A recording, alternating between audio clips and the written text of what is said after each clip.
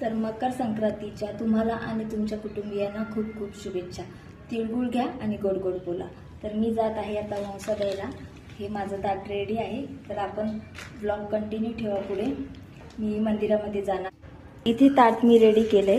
ताटामध्ये हळदी कुंकू घेतले, हरभरा, पेरू, गाजर आणि बोरं, ऊस, वट्यांच्या शेंगा, पावटा आणि हे तिळगुळ.